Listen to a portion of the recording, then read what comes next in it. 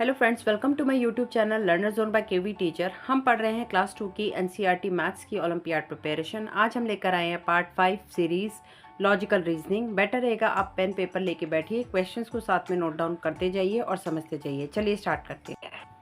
First question is which of the following would complete the given figure pattern. तो आप देख सकते हैं, आपको ये फिगर दिया हुआ है, इसमें 4 पैटर्न दिए हुए हैं। आपको मैच करना होगा कौन सा पैटर्न है। आप देख सकते हैं सेंटर में येलो कलर दिया हुआ है जो कि ए की पोर्शन में सिर्फ ए वाले ऑप्शन में दिया हुआ है, तो आपका ए ऑप्शन करेक्ट हो जाएगा। Come to the second question, how many shapes has the number of sides equal to 4।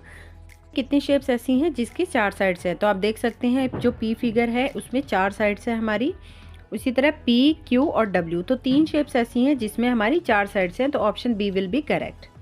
Question number 3. Mayank starts his maths exam practice from first Monday of March 20XX. If he practices for 15 days and all Sundays are holidays, then his practice finishes on. यानी मयंक जो है अपनी maths exam की practice शुरू करता है मार्च के first Monday यानी 2 तारीख से। ठीक है, तो वो 15 दिन के लिए प्रैक्टिस कर रहा है और सभी जो संडे हैं वो छुट्टी करता है, यानी उन दिनों वो प्रैक्टिस नहीं करता है।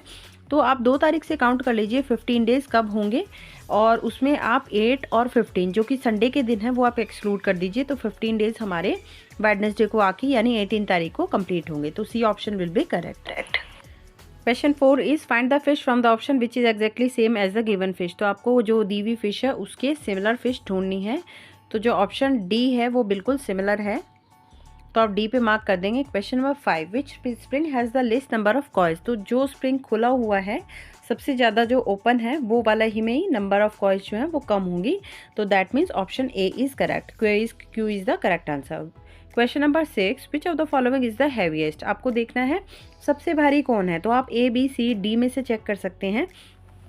आपको यहाँ 3 स्प्रिंग बैलेंस दिखाई दे रहे होंगे। तो पहले में लंच बॉक्स हैवी है, फिर पहले में ज्योमेट्री बॉक्स, दूसरे वाले में लंच बॉक्स हैवी है और तीसरे वाले में आपको ये स्टेपलर जैसा दिखाई दे रहा है। तो इन सब में से तीनों में से चेक कर लेना है कौन सा हैवी है। तो सबसे ज़्यादा हैवी आपका लंच बॉक्स ही होता है, क्योंकि ज्योमेट्री बॉक्स में भी ज़्यादा हैवी आइटम्स नहीं होते हैं, तो option C will be correct.